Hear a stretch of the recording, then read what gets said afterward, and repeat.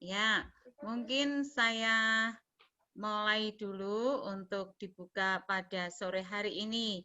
Selamat sore, Mama. Oh ini adanya Mama papahnya. Enggak Ya, ada mungkin ya. Ya. Ya, selamat sore, salam sehat untuk semuanya.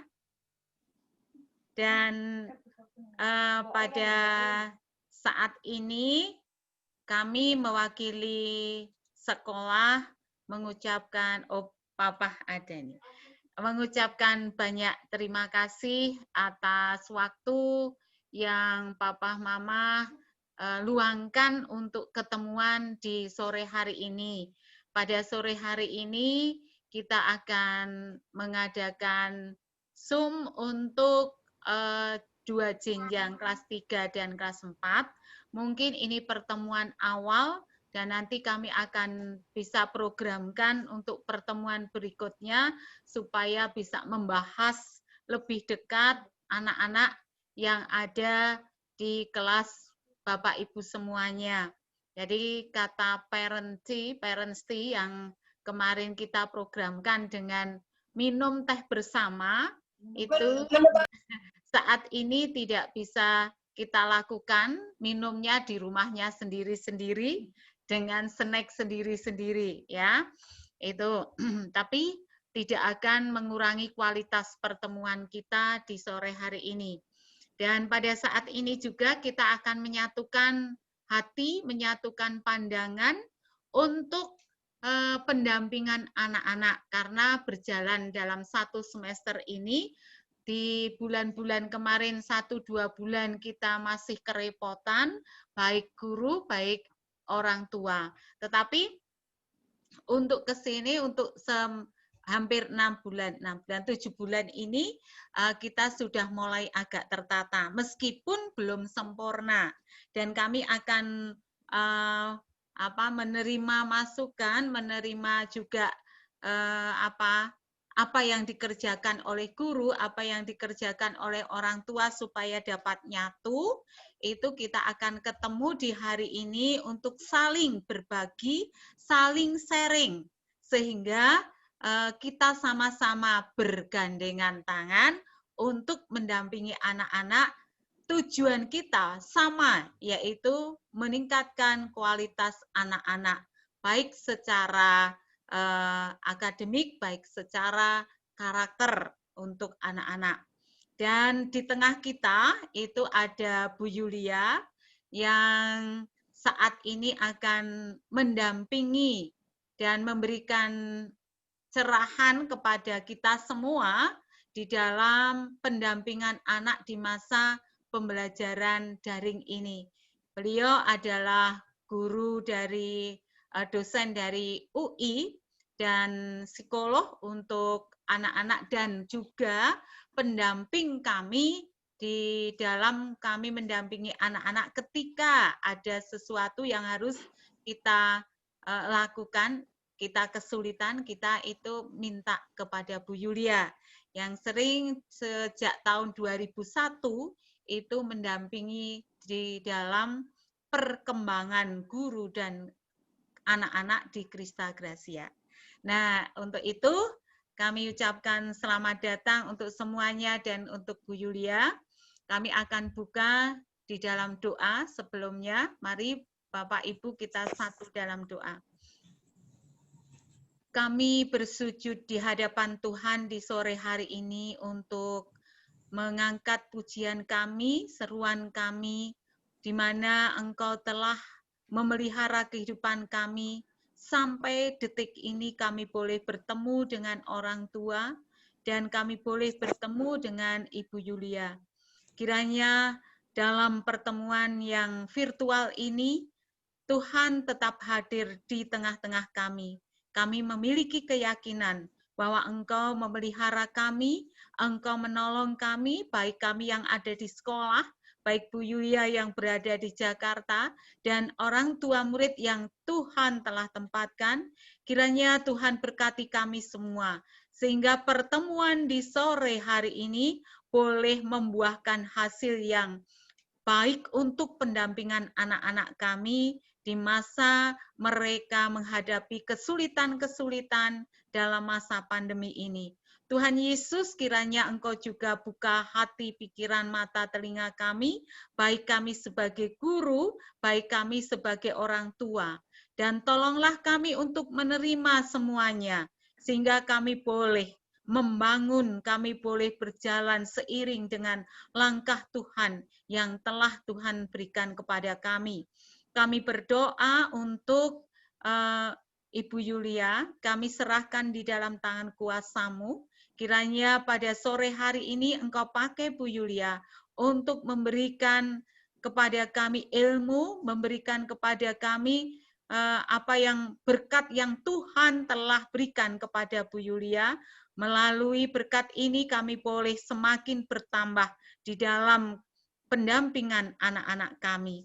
Kami serahkan kegiatan di sore hari ini ya Allah, hanya di dalam tangan kuasa-Mu. Dalam Kristus Yesus kami berdoa dan bersyukur. Amin. Ya, terima kasih untuk Bapak Ibu semuanya. Dan kami akan langsung aja waktu ini. Monggo Bu Yulia, kami serahkan untuk kegiatan pada sore hari ini. Terima kasih. Ya, terima kasih Ibu Pur, Bapak Ibu guru dan Bapak Ibu orang tua siswa. Selamat sore dari Jakarta. Di sini sudah mulai hujan lebat, bahkan sudah ada yang kebanjiran ya. Saya berharap bahwa Bapak Ibu tetap dalam keadaan sehat semua. Betulkah begitu? Anak-anak juga sehat? Betul, Bu. Ya.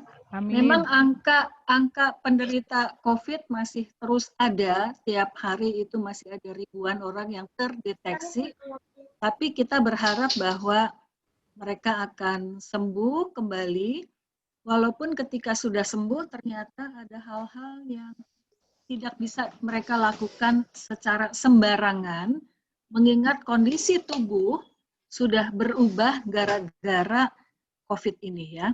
Nah, sebelum saya lupa, Bapak Ibu, saya juga cukup sedih ketika mengetahui ada beberapa teman saya yang ternyata tidak percaya bahwa COVID itu nyata. Mereka katakan COVID itu adalah konspirasi, hanya akal-akalan orang-orang tertentu untuk membuktikan bahwa pemerintah ini kacau, ya, bahwa pemerintah bukan hanya di Indonesia, tapi pemerintah dunia itu kacau. Dan bahkan minggu lalu di dalam pertemuan orang tua saya juga menyampaikan ada video yang saya terima yang berisi pernyataan dari Asosiasi Dokter Sedunia mengatakan bahwa COVID itu adalah hoax, bohong. Karena itu tidak lebih berbahaya daripada flu biasa yang kita kenal selama ini. Yang akan bisa sembuh ketika kita berjemur matahari, ketika kita memakan makanan yang tepat, bergizi, meminum minuman yang baik juga, dan intinya kita tidak perlu pakai masker. Jadi silahkan berkumpul bebas dimanapun, tidak perlu menjaga jarak, dan itu adalah bukti bahwa kita tidak percaya pada berita-berita tentang COVID ya. Saya kaget Bapak Ibu menonton video itu dan teman-teman saya bertanya, ini betul atau enggak ya? Saya katakan ya enggak lah, karena saya mengikuti pemberitaan dari Organisasi Kesehatan Dunia, WHO, bahwa COVID itu nyata. Bahkan mereka juga sampai mengubah ketentuan-ketentuan apa yang boleh dilakukan, apa yang harus dilakukan, dan apa yang tidak boleh dilakukan untuk mencegah bertambahnya jumlah penderita COVID ini. Ya. Dan ternyata betul Bapak Ibu,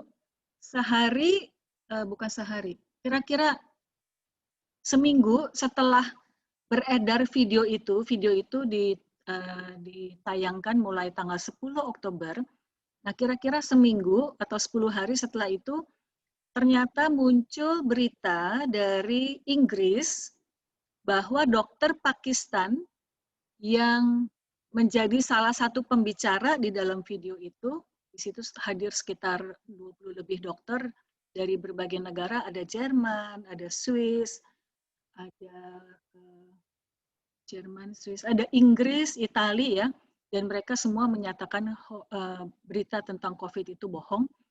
Dan ternyata pemerintah Inggris mencabut izin praktek dari dokter Pakistan yang memang juga menyatakan bahwa info tentang COVID itu bohong ya. Dan pemerintah Inggris dalam hal ini bertindak tegas, mengatakan bahwa apa yang dilakukan, apa yang disiarkan oleh dokter Pakistan ini sungguh sangat menyesatkan. Ya. Dan ternyata, Bapak Ibu, kalau kita mau mencermati, maka satu orang saja penderita COVID itu bisa menularkan 400 orang. Jadi, andai kata ada satu orang yang tidak peduli bahwa dia memiliki penyakit tersebut, maka dia dengan bebas berinteraksi, berkumpul, memeluk orang lain, maka orang itu akan dengan cepat tertular, walaupun mungkin gejalanya tidak muncul, tetapi virus yang ada di dalam tubuhnya, terutama di dalam pernapasannya, jalur pernapasannya itu akan tetap bertahan selama sekian bulan, dan itu saja sudah cukup untuk menularkan orang lain ya. Jadi memang kita harus berhati-hati untuk menghadapi semua ini sampai reda. Sekian bulan ke depan ini akan menjadi reda ketika kita sungguh-sungguh menjaga supaya kita tidak tertular, dan kalau kita sudah tertular supaya kita tidak menularkan orang lain ya. Setuju ya Bapak Ibu? Oke, saya akan memulai percakapan pada sore hari ini dengan menayangkan bahan yang sudah saya siapkan.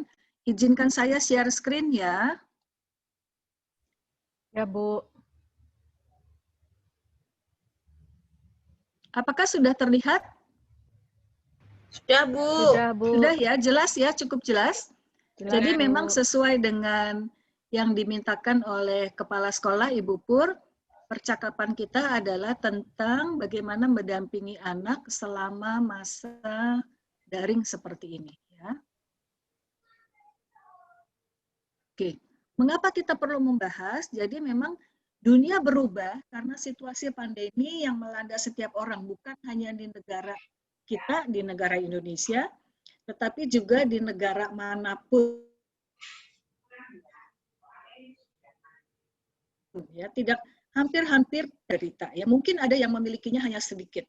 Dengan kontrol kesehatan, mematuhi protokol kesehatan yang ketat, mereka tidak menularkan ke banyak orang ya. Dan kalau imunitasnya cukup baik, mereka akan sembuh. Ya. Tetapi secara rata-rata memang angka tetap naik, jumlah penderita tiap hari masih terus bertambah, dan yang sembuh juga bisa bertambah juga, tetapi juga tidak sedikit yang meninggal. Nah, ini yang sangat menyedihkan ya. Dan memang yang kita harus pahami, yang kita harus perhitungkan di sini adalah walaupun dalam situasi pandemi yang serba sulit, kita tetap harus menjalin hubungan dengan anak ya. Walaupun dari beberapa daerah, saya dengan teman-teman di Yayasan Sobat Peduli menerima laporan bahwa ternyata ada saja kasus-kasus kekerasan yang dialami oleh anak-anak kita, terutama yang usianya adalah usia sekolah, yaitu SD. Ya. Dan itu membuat saya sedih karena orang tua tetap bekerja, tetapi rupanya menganggap anak aman di dalam rumah. Ternyata tidak. Ada anak yang tetap keluar rumah karena dia merasa bosan di dalam rumah, dan karena tidak ada yang mengawasi, maka mereka keluar rumah, dan ketika keluar rumah, ternyata sudah cukup banyak orang-orang yang memangsa mereka, mungkin membius mereka, mungkin menipu mereka, membujuk dengan menawarkan permen biasanya ya, atau makanan lainnya, dan membuat anak-anak yang usia muda terutama percaya begitu saja mengikut, dan ternyata anak itu hilang ya.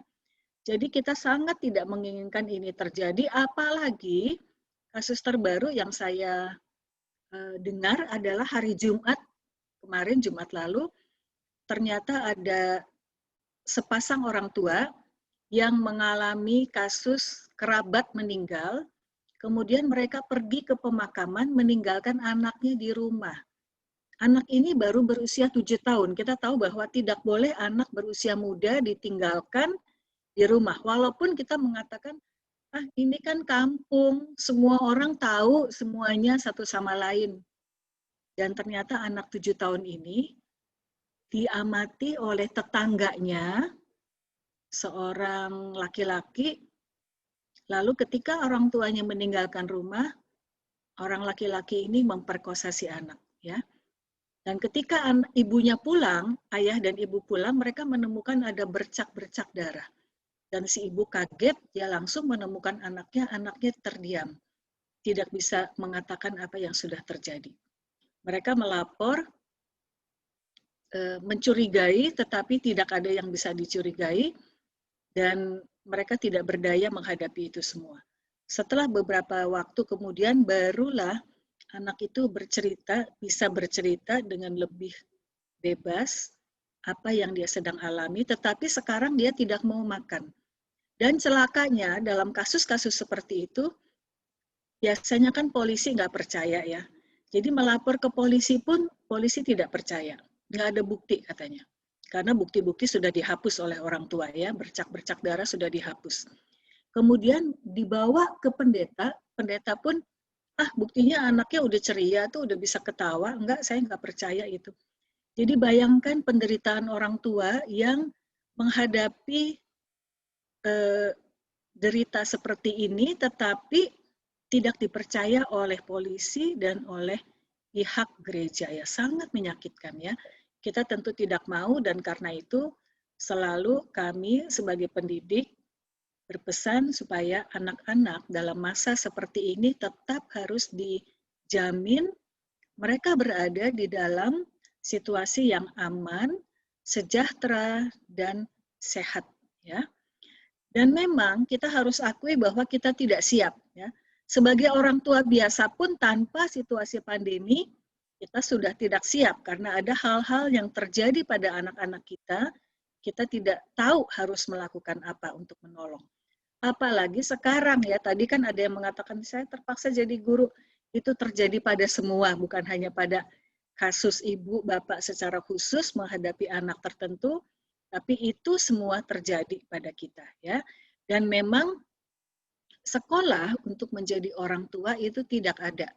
Karena itu ketika sebagai orang tua kita harus juga sebagai guru, kita semakin lebih merasa tidak berdaya menghadapi itu semua ya.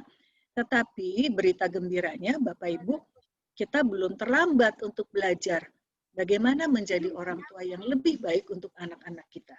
Ya. Oke, kita perhatikan lebih lanjut. Nah, tanggung jawab orang tua adalah mengasuh anak sampai anak itu siap untuk berdiri sendiri. Usianya lebih dewasa. Ya. Dan usia dewasa itu, kalau diperhitungkan dari sudah boleh menikah, itu ternyata sekarang sudah usianya 19 tahun, bukan lagi 17 tahun, bukan lagi 18 tahun. Ya. Kemudian dewasa juga dilihat dari berbagai aspek perkembangan, bukan hanya badan yang bertumbuh, tetapi juga penguasaan emosi, kemampuan berpikir atau intelektual, juga keterampilan bergaul dengan orang lain, keterampilan menggunakan prinsip yang benar, yang baik, dan menghindarkan hal-hal yang salah, yang merugikan orang lain, serta identitas diri itu adalah pengenalan terhadap diri sendiri. Ya. Kemudian, hal yang penting yang saya mau sampaikan adalah untuk menjadi orang tua yang baik, maka orang tua harus menjadi sahabat bagi anak-anak sendiri. Ya. Dan musuh sejauh ini tetap musuh utama anak-anak muda adalah bahwa mereka diserang atau dipengaruhi oleh narkoba atau oleh seks bebas, dan keinginan untuk menjadi diri sendiri yang sebetulnya itu wajar tetapi tidak wajar kalau tidak diberikan kesempatan oleh orang tua, sehingga musuh-musuh ini sebetulnya menyerang anak-anak kita ketika mereka tidak dekat dengan orang tua, tidak akrab, tidak menganggap orang tua sahabat bagi anak-anaknya, ya. Jadi memang ide bahwa orang tua menjadi sahabat merupakan ide yang tidak begitu dikenal di dalam budaya Asia, termasuk di sini adalah budaya Indonesia. Umumnya kita menekankan anak harus hormat kepada orang tua. Tetapi kalau di negara barat umumnya mereka mengatakan hormat itu hanya bisa kalau anak mengenali hal-hal yang memang mereka kagumi dari orang tua. Tetapi yang terlebih dulu dilakukan adalah orang tua menjadi teman, menjadi sahabat bahkan bagi anak-anak, ya. Karena itu tidak heran ketika di beberapa negara kita menemukan anak memanggil orang tua bukan ibu, ayah, atau mami, papi, mama, papa, tetapi memanggil dengan nama. Karena saking akrabnya dengan orang tua sendiri, ya. Nah, apa artinya kalau orang tua menjadi sahabat anak? Artinya orang tua bisa membuat anak mau menceritakan isi hatinya kepada orang tua. Dan ini menjadi penting karena tidak lama lagi dalam waktu mereka pra-remaja umur 11 tahun kan gak lama lagi anak-anak kita seperti itu, ya. Dan kalau anak-anak kita tidak akrab dengan orang tuanya, maka dia akan curhat kepada teman-teman sebaya atau teman-teman yang lebih tua. Dan ini menjadi landasan bagi dia untuk nanti seterusnya tidak bisa dekat dengan orang tua, ya. Karena itu menjadi akrab dengan anak sangatlah penting, menjadi tugas yang utama yang harus kita lakukan sebagai orang tua dari anak-anak kita, ya. Dan untuk itu kita harus mengasihi anak dengan sepenuhnya, menghargai mereka, percaya mereka, dan bisa menjalin hubungan akrab dengan anak, ya. Nanti pada usia remaja, anak kita memang mau nggak mau tidak begitu akrab. Karena apa? Karena mereka sudah punya teman dekat, teman sebaya. Tapi sekarang justru ketika mereka masih lebih banyak berada di lingkungan rumah, mereka justru harus akrab dengan orang tua, ya. Nah, masih ada saja mahasiswa saya, tadi Ibu Pur menjelaskan saya dosen di Fakultas Psikologi UI, masih saja ada mahasiswa saya yang sudah sekian tahun kuliah, tetapi tetap tidak bisa bicara dengan bebas dengan orang tuanya. Bukan hanya budaya Jawa, ya, tetapi ini budaya lain, ada yang budaya Bali dan sebagainya, dan dia mengatakan, ya orang tua dengan orang tua ada, saya kalau ngomong bisa, tapi saya tidak bisa menceritakan apa yang saya alami selama berkuliah di dalam rumah itu tidak bisa saya ceritakan pada orang tua. Saya kesepian, Bu. Saya tidak punya teman. Kalau dengan teman, saya biasanya cerita yang senang-senang aja supaya saya nggak nangis kok melihat mereka bahagia sekali. Tapi saya hanya pura-pura bahagia. Bahkan saya pernah terpikir untuk bunuh diri. Aduh, saya sampai kaget sekali. Gara-gara nggak punya teman akrab dan tidak bisa curhat kepada orang tua, ada beberapa orang yang memilih untuk menyendiri, bahkan terpikir untuk bunuh diri. Jangan sampai ini terjadi pada anak-anak kita, ya. Oke, jadi memang yang sangat kita sayangkan adalah banyak anak yang tidak bisa menghormati orang tua karena orang tua tidak terlebih dulu menjalankan tanggung jawabnya dengan baik. Dan karena kita sebagai orang tua adalah lebih tua usianya dari anak, maka tugas kitalah untuk memulai memiliki inisiatif menjalin hubungan yang baik dengan anak, ya. Nah, saya masih ingat nih Bapak Ibu, saya suka ngomel waktu anak saya nih yang kedua yang saya suka cerita, ya. Anak saya yang kedua ini memang sangat kritis dan pinter ngomong. Jadi dia suka selalu bertanya, hari ini Mama kemana sih? Kok nggak pernah ada di rumah? Aku kan kepengen cerita-cerita gitu, ya. Dan saya sering ngomel, saya menganggap anak kecil ini tahu apa kesibukan saya di luar rumah. Saya kan banyak tugas, saya banyak kantor. Jadi saya ngomelnya begini ke anak saya. Kamu harus tahu ibumu sibuk. Kantornya ada 7.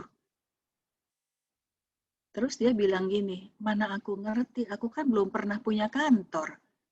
Aduh, ini kan tempeleng buat saya ya. Masa saya nuntut anak saya punya pengalaman berkantor, yang pengalaman punya anak dan berkantor itu kan saya. Tetapi yang akan menjadi lebih baik adalah ketika saya menempatkan diri sebagai anak.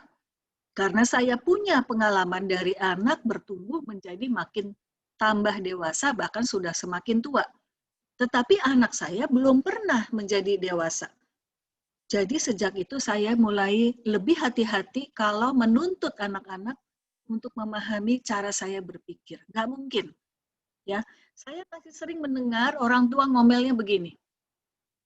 Kamu kalau malas-malasan sekolah, udahlah berhenti aja sekolah. Capek tahu kerja menyediakan uang sekolah bayaran buat kamu. Tapi anak itu akan bisa menjawab, lah, aku kan tidak ingin dilahirkan. Siapa suruh punya anak? Aku kan kalau boleh milih orang tua, juga milih orang tua yang kaya, yang nggak usah ngomel, yang bisa datangkan guru les ke rumah. Nah, lu, kalau ada anak kita ngomel begitu, gimana ya Bapak Ibu ya? Karena itu janganlah kita mengomeli anak kalau memang kita belum tahu cara menghadapi atau menolong dia dengan masalahnya. Ya. Oke. Nah, kita harus ingat bahwa di SD Krista Gracia ini kita punya pendidikan karakter dan ini sudah dimulai sejak tahun resminya tahun 2012, tapi program-program winner sudah dilakukan bahkan jauh lebih awal ya. Dan pendidikan karakter barulah berhasil kalau kita sebagai orang tua menjadi model bagaimana menjadi manusia dewasa dengan menerapkan nilai-nilai Kristiani. Ya, di situ saya tuliskan nilai-nilainya adalah kasih, sukacita, damai, sejahtera. Ini semua adalah hal-hal yang baik dan tidak ada orang yang menolak ketika kita memberlakukan nilai-nilai ini. Bahkan nilai penguasaan diri ya. Oke, ngomong-ngomong cerita tentang penguasaan diri, saya dengan teman-teman di Sobat Peduli juga pernah punya pengalaman menangani satu kasus anak pada waktu itu dia berusia 6 tahun. Dia berusia 6 tahun dan dia sebetulnya bukan anak kandung di keluarga yang mengasuh, tetapi dia hanyalah anak angkat. Kenapa dia anak angkat? Karena dia merupakan anak ketiga dari sepasang suami istri, dan anak ketiga ini memang merupakan anak yang cukup sering sakit-sakitan waktu kecil, sehingga orang tuanya mengatakan saya nggak sanggup deh punya anak ini. Lalu kakaknya si ayah mengatakan ya udah kalau gitu saya jadikan anak saya ya, karena dia juga sudah menikah sekian tahun nggak punya anak. Lalu dia meminta boleh nggak anak ini tinggal di rumahnya, dirawat seperti dia merawat anak sendiri. Dan memang dirawat dengan cukup baik ya, karena dia anak sendirian di rumah, maka dia dirawat dengan cukup baik sampai pada satu saat ibu angkat ini mengalami sakit sehingga tidak bisa bekerja dan dengan demikian tidak punya penghasilan ya. Lalu keluarga kandung mengatakan kalau begitu saya ambil saja lagi anaknya karena di tempat kamu nggak diurus kan. Boleh ya saya ambil lagi lalu anak ini dipulangkan ke rumahnya. Tetapi ketika dia tiba di rumahnya, dia memperlihatkan tingkah laku yang beda dengan tingkah laku adik dan kakak-kakak, bukan adik, kakak-kakak, adiknya udah lahir satu lagi. Jadi beda dengan kelakuan saudara-saudara kandungnya. Mengapa demikian? Karena dia dibesarkan sebagai anak tunggal, sehingga agak dimanja, lalu juga memiliki kebebasan mengekspresikan diri, dan itu tidak terjadi kepada saudara-saudara kandungnya yang tetap tinggal di rumah orang tua kandung. Nah, si ayah yang memang tidak bekerja merasa tidak sabar melihat anak ini lari sana, lari sini, main ini, main itu, nanya ini, nanya itu, dan satu saat si ayah saking tidak sabar, dia memukul kepala anak ini, lalu anaknya langsung pingsan. Ketika dibawa ke dokter, nah ayahnya bingung ya, ketika dibawa ke dokter, ternyata dokter mengatakan ini harus dicek kenapa anak ini pingsan seperti ini. Dan ketika dicek, Bapak Ibu, yang terjadi adalah otak anak ini bergeser 0,5 sentimeter. Jadi tidak heran ketika anak ini pingsan ya. Dan lalu dokter mengoperasi, mereka nggak punya uang, tapi dokter mengumpulkan uang di RSCM, dan mereka beroperasi, tetapi sebelum keluar dari rumah sakit, orang tua angkatnya bingung mengatakan, bagaimana, siapa yang akan menjaga anak ini sekarang? Karena saya tetap tidak punya pekerjaan, dan kalau dikembalikan ke rumah orang tua kandung, saya khawatir akan berulang kembali hal yang sama ya. Jadi memang ini bicara tentang penguasaan diri, Bapak Ibu. Penguasaan diri kita sebagai orang tua ketika kita sendiri punya masalah, sering kita tidak sanggup mengatasinya atau mencari solusinya, jalan keluarnya, sehingga yang jadi korban adalah anak-anak yang ada di sekitar kita. Mereka tidak tahu masalah apa yang kita alami, mereka tidak tahu apa jalan keluar yang sedang kita usahakan, mereka hanya tahu bahwa mereka butuh diawasi, butuh dikasihi tetap oleh orang tua ya. Karena itu ini menjadi tugas kita bagaimana kita juga menanamkan nilai-nilai Kristiani termasuk lemah lembut, baik, penguasaan diri kepada anak-anak kita. Jadi singkat kata anak itu tadi sudah diangkat anak oleh pendeta dan sudah sangat bahagia sekali, sering menjadi juara kelas ya di kelasnya sekarang. Oke,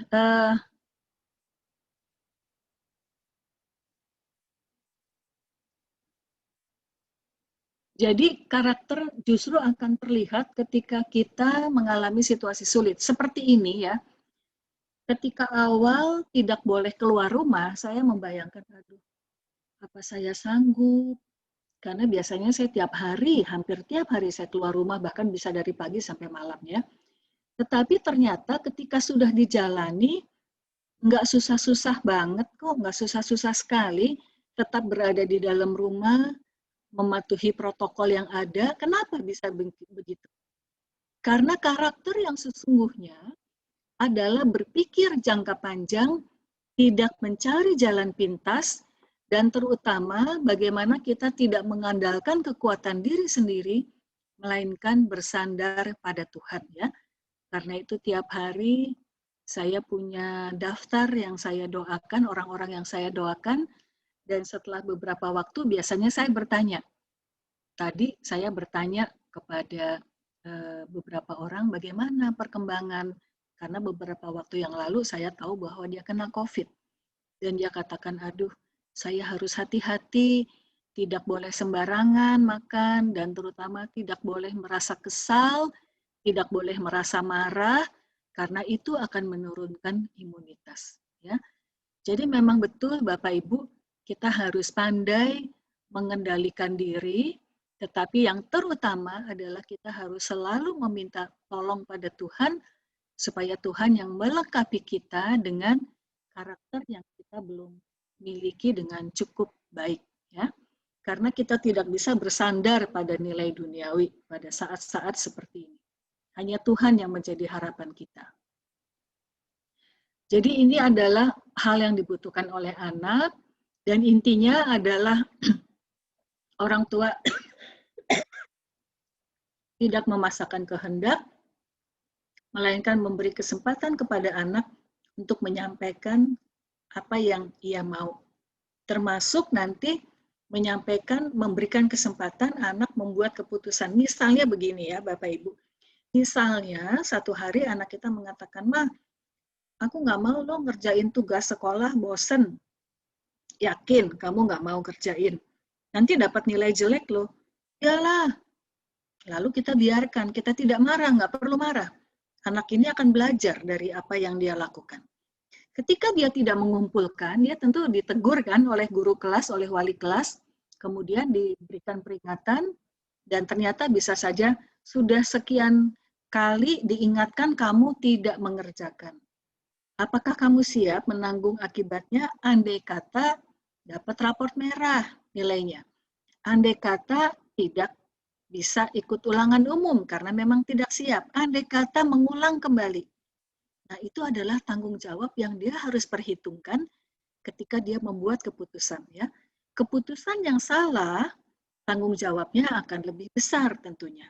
Dan di sini kita sebagai orang tua memiliki kesempatan, memberi kesempatan anak membuat keputusan, andai kata salah pun, dia bisa melihat konsekuensi dari kesalahan yang dia lakukan, sehingga belajar dari kesalahan, dia akan menjadi lebih baik. Ya. Nah, anak saya tadi yang nomor 2, Elita, dia memang punya penyakit asma. Jadi kalau cuaca seperti ini agak mendung, lembab, maka dia akan terus batuk-batuk ya, terkait dengan bronkitis juga. Dan dia akan bisa mengatakan, aduh aku pusing, perutku mulas, nggak mau sekolah. Benar nggak mau sekolah? Oke, nggak apa-apa kamu diam di rumah. Tapi nanti saya cek dengan orang rumah, betul nggak anak ini? Kalau dia sakit, dia akan tiduran. Sehingga dalam beberapa jam dia akan pulih. Tetapi kalau dia tidak sakit, sakitnya pura-pura, maka setelah saya tinggalkan rumah, dia ikut-ikutan aktif bangun dari tempat tidur, malah bermain. Ya, jadi laporan dari orang rumah itu menolong saya untuk membuat keputusan. Dan saya sudah janji dengan Elita, perjanjian kami adalah kalau kamu bolos, saya tidak lapor kepada guru. Supaya guru tahu bahwa kamu bolos. Tetapi kalau kamu sakit, saya akan membuat surat kepada guru menjelaskan kemarin kamu tidak sakit, kemarin kamu tidak sekolah karena memang betul sakit, ya.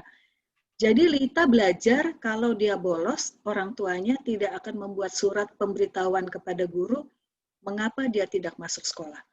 Sehingga ketika dia sudah kelas 5, dia sudah berubah.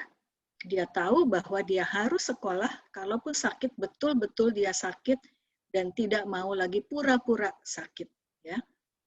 Yang lebih seru ketika dia SMA, Bapak Ibu, ketika dia SMA kelas 2, dia tidak mau sekolah, mogok lagi seperti yang dulu-dulu. Lalu saya sampai bosan membangunkan dia untuk pergi sekolah. Akhirnya saya siramkan air 2 ember. Tetap aja dia nggak berangkat sekolah, dia cuma bangun, oh basah, lalu dia tidur lagi. Anak ini kalau sudah tidur bisa sampai 10 jam juga nggak bangun-bangun ya Bapak Ibu.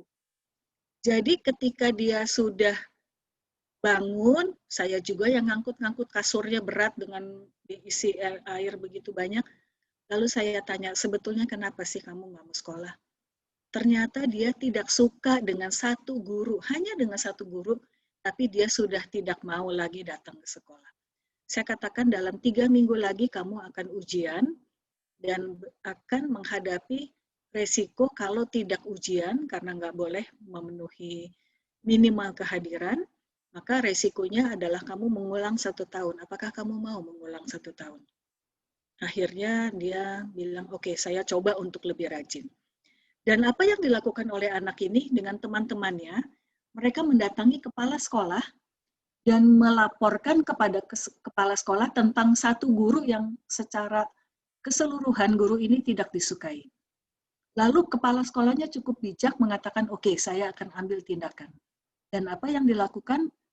Selain ada kelas yang diasuh, selain ada pelajaran yang diasuh oleh guru ini, lalu kepala sekolah menyiapkan guru pengganti. Memang sudah mendekati akhir tahun, tetapi guru pengganti itu adalah guru yang memang sanggup mengajarkan pelajaran tersebut dan ternyata merupakan guru yang disukai oleh murid-muridnya.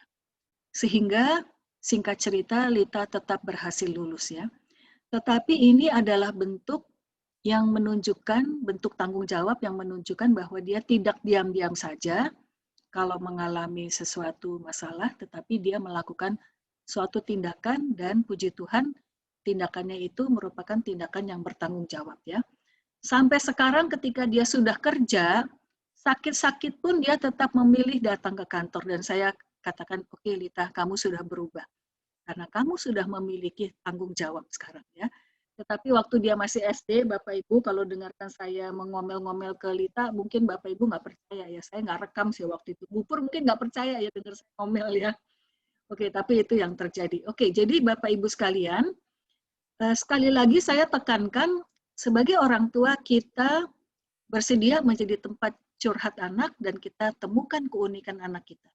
Pada saat seperti inilah anak justru membutuhkan kita sebagai orang tua untuk tidak dibanding-bandingkan dengan anak lain, tetapi justru kita menemukan apa yang menjadi potensi dia ya. Dan saya sangat kagum kepada SD Krista Gracia karena sejak awal saya mulai ke sana, tahun 2001 ya, saya menyadari bahwa ada begitu banyak kegiatan ekstrakurikuler. Kalau di sekolah anak saya dulu hanya 4, catur, renang, menari, bulu tangkis, cuma 4 ya. Tetapi di Krista Gracia, saya pernah sampai melarang kepala sekolah pada saat itu untuk mengatakan, Pak, ini terlalu banyak, Pak. Sayang kalau satu bidang ekstrakurikulernya hanya diikuti oleh sekian anak, tidak cukup banyak. Lalu betul-betul dipilih, akhirnya dikurangi, mana bidang yang ternyata dipilih oleh cukup banyak anak, itu yang dipertahankan. Tetapi sampai sekarang, tetap pilihan yang ada itu sangat kaya ya. Luar biasa ya Bapak Ibu, sekolah ini menyediakan pengasahan dan pengasuhan terhadap potensi dan bakat yang dimiliki oleh anak-anak kita ya. Dari bidang olahraga ada, bidang kesenian ada, bidang tarik suara, bidang melukis, menggambar, itu luar biasa sekali ya. Kita sungguh bersyukur untuk kesempatan ini. Oke, jadi hal terakhir yang saya mau sampaikan adalah beberapa sikap yang diperlihatkan anak-anak kita kalau mereka memiliki masalah. Nah, ini materi ini akan saya kirimkan karena hari ini sudah merupakan percakapan pertemuan orang tua terakhir, jadi saya sudah bisa kirimkan kepada kepala sekolah Ibu Pur. Nanti Bapak dan Ibu bisa membaca ini dengan lebih tenang. Kalau ada hal-hal yang perlu ditanyakan, bisa ditanyakan lebih lanjut ya. Tetapi hal yang perlu kita perhatikan sekarang adalah kalau anak kita tiba-tiba diam, tiba-tiba dia lebih pasif daripada biasanya, atau bahkan sedih, mengurung diri di kamar, atau sebaliknya, dia lebih banyak menggunakan kata-kata kasar, agresif, menyerang, ya. Dia lebih tidak sabar, dia lebih banyak bergerak, nah, menyalahkan orang lain ataupun menyalahkan diri sendiri. Nah, terhadap gejala inilah kita harus waspada. Jangan-jangan ada hal-hal yang sedang mengganggu anak kita, sesuatu yang dia tidak bisa atasi sendiri, sehingga memerlukan bantuan dari kita sebagai orang tua, atau kalau kita tidak bisa, maka kita perlu meminta bantuan orang yang lebih ahli tentunya ya. Oke, ini materi saya. Sebelumnya saya mau bagikan share yang lain. Ada hal-hal yang saya perlu perlihatkan kepada Bapak Ibu sekalian.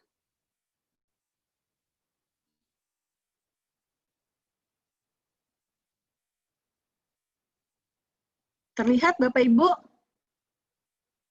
Gambarnya terlihat? Ya. Terlihat, Bu. Nah, ini ceritanya apa? Ini anak lucu sekali, dia sambil ketawa ya, senyum-senyum ya. Kan dulu anak kita nggak boleh tuh punya HP. Tapi sekarang mau nggak mau sekolahnya malah adanya di HP ya. Jadi ini lucu sekali, menurut saya ini sangat menyenangkan ya. Kemudian kalau ini bagaimana Bapak Ibu?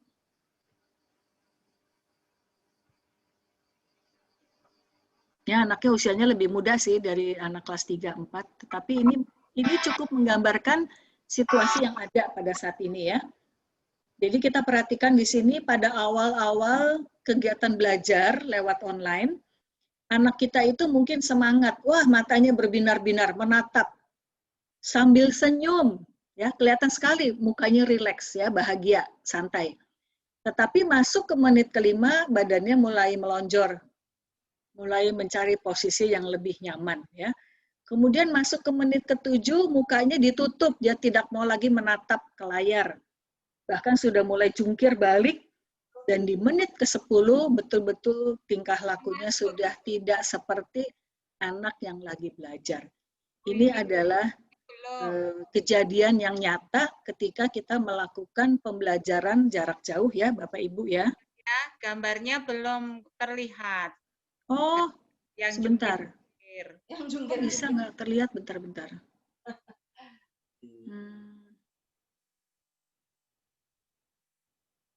Yang bentar ya.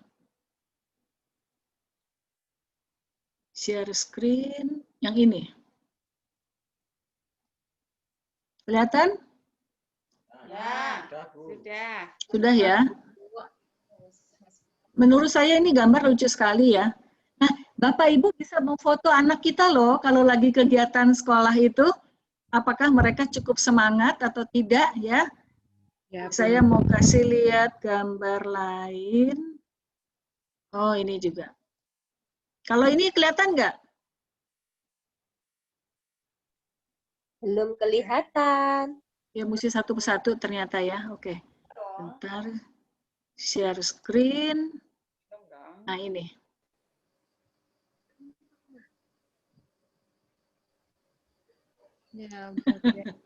Ya, ini juga menurut saya ini lucu sekali ya.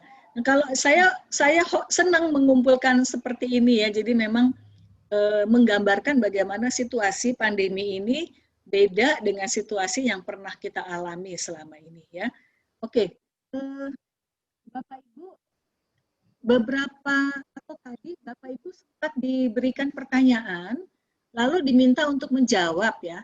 Apakah sudah ada jawabannya, Bapak Ibu sekalian? Oh, siapa yang menghitung jawabannya siapa ya?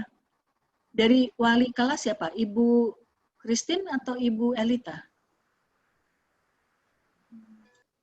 Ada wali kelas 3 dan 4, Bu.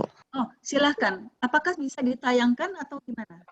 Bisa. Ditayangkan aja biar kita bisa lihat. Bentar, Bu. Bentar. Silahkan.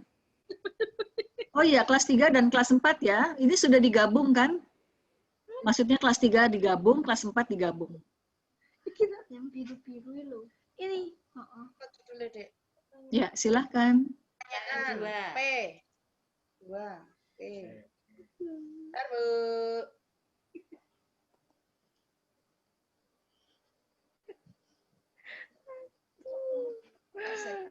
Kamu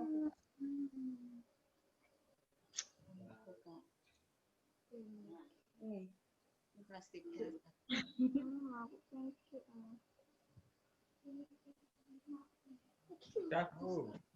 Mbak Kesi saya sekalian kelas 4 nek iso terbuka. Ora iso. Iso lagu iso ya wis. Oke, Bapak Ibu bisa terlihat ya?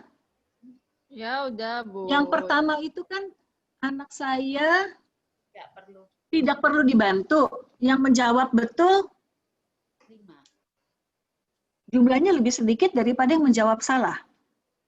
Baik di kelas 3 maupun kelas 4. Artinya apa? Perlu dibantu. Perlu dibantu. Jadi memang di sini tentu kita melihat kondisi anak kita masing-masing ya. Ada anak yang perlu dibantu, tetapi ada mungkin lebih banyak anak yang justru perlu dibantu ya. Jadi kalau Bapak dan Ibu sudah menyadari anak itu perlu dibantu, jangan ragu-ragu Bapak Ibu untuk membantu dan bertanya kepada guru wali kelas bagaimana menolong anak saya untuk suatu tugas yang sulit ya. Karena kita di sini dalam proses belajar ya Bapak Ibu. Saya juga masih terus belajar bagaimana melakukan yang lebih baik untuk mahasiswa saya. Karena terus terang kami semua kewalahan memberlakukan situasi seperti ini. Bapak Ibu tahu nggak apa yang teman-teman lain ajarkan ya? Saya bukan buka rahasia, tapi ya mau nggak mau harus buka rahasia begini. Kebanyakan dosen tidak mau repot ketika situasi seperti ini. Lalu mereka mengatakan, kalian baca buku dari halaman sekian sampai sekian, lalu kalian buat ringkasan, kalau nggak ngerti tanya saya, tapi hari ini pertemuan kita sudah selesai. Jadi pertemuan di menggunakan Zoom itu cukup 10 menit, sisanya mahasiswa suruh baca sendiri. Nah, mahasiswa kita kalau disuruh baca sendiri, mungkin dia baca, mungkin juga tidak baca. Dan apalagi kalau disuruh tanya bagian mana yang nggak dimengerti, mungkin ada yang mau tanya, kebanyakan yang tidak mau tanya. Ya. Jadi daripada nanti mereka tidak bisa mengerjakan ujian, saya mengambil sikap, oke, kita buka halaman 1. Ada nggak yang mau ditanyakan? Kalau enggak, saya yang bertanya. Saya sekaligus mencek apakah kalian sudah paham. Jadi saya sudah siapkan pertanyaan Bapak Ibu. Sehingga mereka ketika mendengar pertanyaan saya, aduh, ketahuan deh saya belum baca. Nah, makanya karena saya menugaskan bukan berarti hanya suatu kesia-siaan. Saya menugaskan karena apa yang harus dibaca merupakan sesuatu yang penting untuk dipelajari sebagai bekal ketika kita mau belajar psikologi. Nggak mudah. Ya jangan hanya mengandalkan celotehan guru, dosen, itu tidak ada gunanya ya. Nah jadi dengan demikian, ketika kuis pertama ya, kuis pertama saya cukup bahagia karena rata-rata di kelas saya itu nilainya 92 dari maksimal 100. Saya sampai heran, ini nggak salah. Banyak banget yang dapat 100. Yang paling rendah aja 64 ya. Jadi memang ketika kita sudah menggunakan pembelajaran, metodenya tepat, maka mahasiswa juga belajar dan saya yakin kita juga semua masih terus belajar bagaimana cara menyampaikan pembelajaran walaupun tidak tatap muka. Dan sayangnya untuk anak-anak masih berusia muda, belum tentu mereka sudah mahir diminta baca sendiri. Tetap harus ada yang mendampingi. Karena itu nanti Bapak Ibu akan mengalami strategi yang berbeda, karena kami sudah mencoba juga menyesuaikan kondisi pembelajaran, kondisi menyampaikan tugas dan sebagainya, ketika menyadari bahwa cukup banyak anak-anak kita yang masih perlu dibantu ya. Oke, yang kedua, anak saya tekun mengikuti pelajaran walaupun tidak bertemu muka dengan guru dan teman-teman lain. Nah, ketekunannya ini untuk kelas 3 terlihat jelas ya. Tapi untuk kelas 4 itu mungkin karena yang mengisi juga sedikit, maka ini kelihatannya berimbang ya. Atau bisa juga begini, kalau kelas 4 mereka sudah lebih berharap ketemu teman sehingga suasananya beda antara suasana belajar di rumah dengan belajar di sekolah, sehingga mereka kehilangan situasi sekolah itu ya. Dan karena merasa hanya belajar sendirian, kesepian, maka tidak begitu semangat mengikutinya, tidak begitu tekun mengikutinya. Ya, Bapak ya, jangan dimarahin ya, Bapak Ibu, tiap anak kan beda-beda. Oke, sekarang yang ketiga. Anak perlu saya marahi ketika ia malas-malasan mengikuti pelajaran atau mengerjakan tugas sekolah. Betul nggak perlu dimarahi? Wah, ini kelas 3 maupun kelas 4 ini mayoritasnya perlu dimarahi. Nah, kenapa Bapak Ibu? Coba kita dengarkan cerita pengalaman Bapak Ibu memarahi kenapa? Mungkin entah wakil kelas 3, orang tua siswa kelas 3 atau kelas 4, silakan. Mari Bapak Ibu untuk men-sharingkan apa yang dialami ketika Bapak Ibu menjawab untuk kelas 3, perwakilan kelas 3 dan kelas 4, perlu marah. Ini dimungkinkan banyak yang menjawab benar, perlu dimarahi. Monggo untuk perwakilan men-sharingkan jawaban, memilih jawaban benar. Dipersilahkan. Video boleh dimatikan.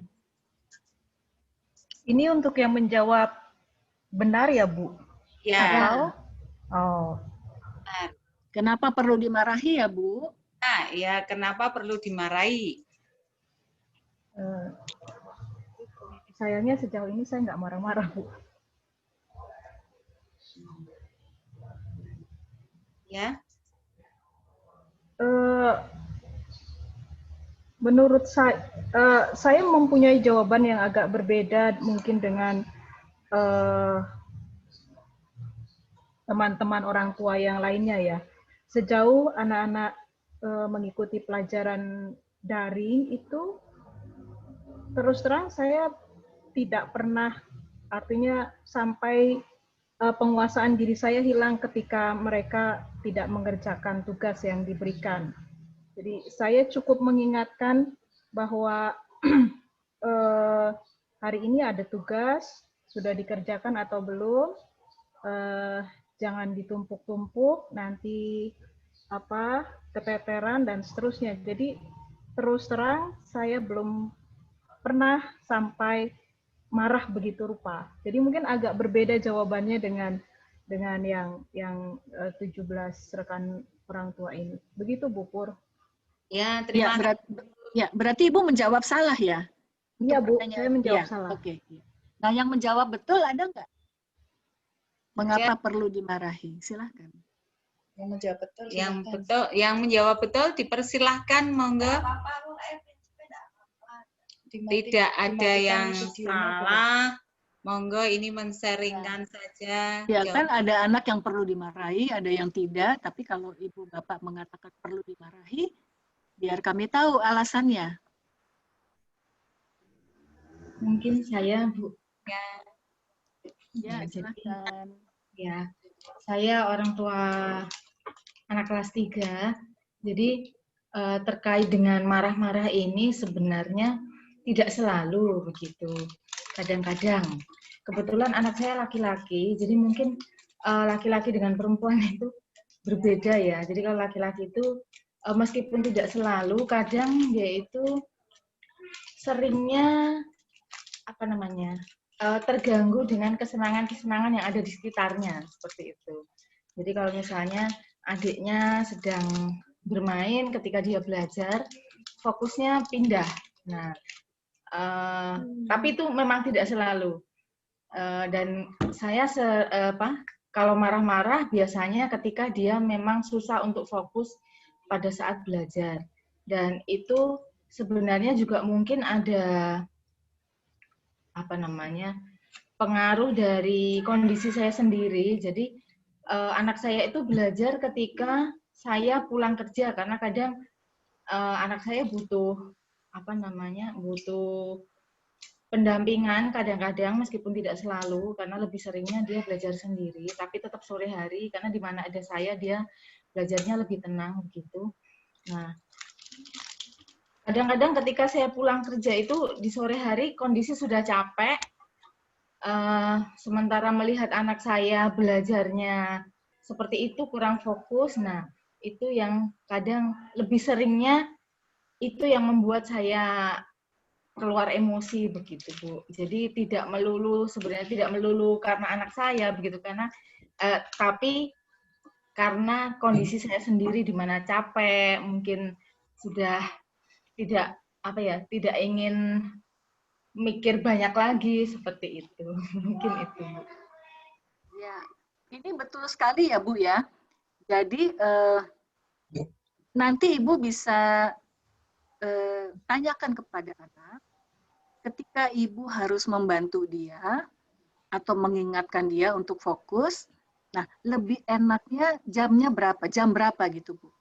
Supaya kita tidak memaksakan diri ketika kita lelah, yang kita perlukan itu adalah istirahat, bukan malah berpikir lagi untuk mendampingi anak. Itu rasanya sudah melewati batas kemanusiaan ya, Bu ya.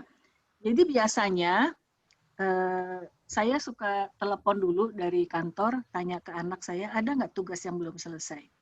Perlu bantuannya kira-kira berapa lama? Jadi kalau saya tiba di rumah, biasanya tunggu ya, saya makan dulu, sebentar kembali, lalu mandi air hangat, itu ya, membantu, ya walaupun kita katakan mandi air dingin segar, tapi untuk membangkitkan lagi semangat, yang dianjurkan adalah mandi dengan air hangat. Ya.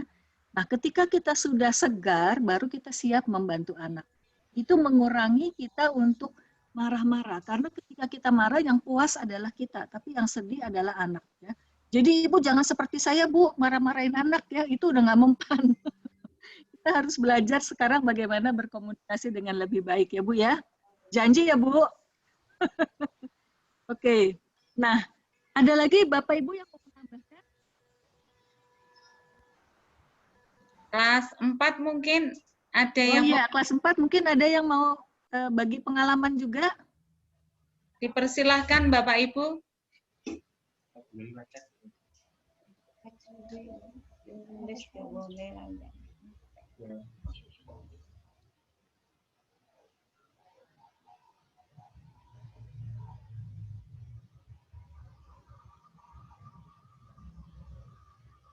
Ada Bapak Ibu atau kita lanjut dulu ya, mungkin nanti ya ada yang mau bertanya.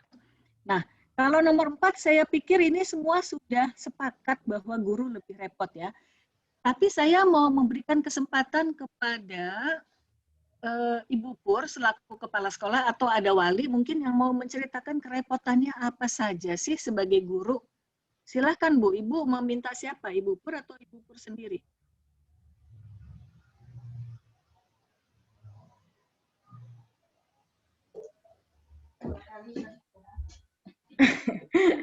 Ya, Bu Susi, ayo. ya, Bu. Repot enggak ya? Ya, tentu saja saya merasa super repot dibandingkan dengan luring. Itu sangat menyita waktu untuk pembelajaran daring ini. Apalagi ketika awal-awal kami melakukan pembelajaran daring, wah itu sudah luar biasa. Sampai-sampai kami harus sampai pulang malam untuk menyiapkan semuanya itu, bahkan sampai rumah pun kami membawa pekerjaan untuk mempersiapkan pembelajaran-pembelajaran yang akan datang. Ya mungkin dikarenakan kami juga baru belajar ya, apalagi dengan pembelajaran daring ini kan ada IT yang baru yang harus kami kuasai gitu. Secepat itu yang yang harus kami kuasai, dan tentu saja ini bukan sesuatu hal yang mudah karena ini baru bagi kami. Nah, itu tentu saja membuat kami sangat kerepotan luar biasa pada awal-awalnya. Nah, tetapi dengan berjalannya waktu, kalau dibilang tidak repot ya masih tetap repot. Karena kami juga harus mempersiapkan materi itu sedemikian rupa, mempersiapkan tugas juga sedemikian rupa, dan kalau materi itu disajikan melalui video itu, Bapak Ibu bisa ketahui bahwa kami take video itu tidak hanya sekali, 2 kali, 3 kali. Kami bisa berkali-kali sampai kami merasa bahwa video kami sudah layak untuk diberikan kepada anak, dalam tanda petik bahwa anak mengerti dengan apa yang kami jelaskan. Seperti itu.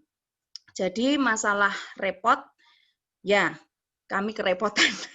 Dan sebenarnya kalau boleh memilih, saya memilih luring, ketemu sama anak-anak langsung ke sekolah begitu. Tapi rupa-rupanya pemerintah juga belum mengizinkan untuk seperti itu.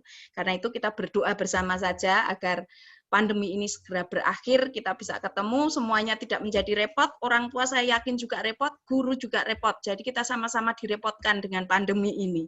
Yuk kita usir bersama-sama dengan doa. Gitu Bu Yulia. Terima kasih. Ya, terima kasih Ibu Susi. Ibu Susi sudah lebih pandai membuat video daripada saya ini. Nanti saya yang harus belajar dari para guru di SD Krishna Gracia ya. Jadi seperti yang tadi dikatakan, betul guru lebih repot dan orang tua juga tidak kalah repot ya, sama-sama kita repot.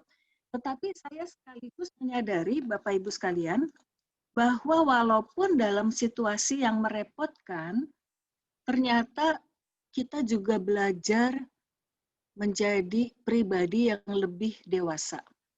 Kita belajar menjadi pribadi yang lebih sabar, yang lebih perhatian pada orang lain, yang lebih rajin mendoakan orang lain ya.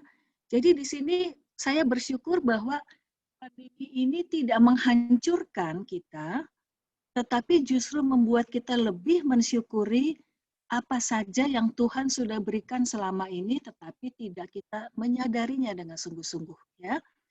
Jadi memang sepakat bahwa kita sama-sama belajar dari situasi ini untuk menjadi manusia yang lebih baik, yang lebih berkenan di hadapan Allah dan sesama kita ya. Semoga kita semua lulus ujian ini ya, Bapak Ibu.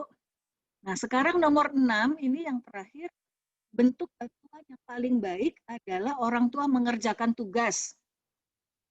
Nah, ini ada perbedaan jawaban ini. Kalau kelas 3 betul, orang tua mengerjakan tugas anak, kalau anak nggak bisa, tapi kalau di kelas 4 ini banyakkan yang menjawab tidak betul atau salah. Mungkin dari kelas 3 dulu ada yang mau cerita? Apa yang diberikan sebagai bantuan kepada anak? Yang menjawab betul ya, Bu ya? Ya, Ya, kelas 3 mari. ya.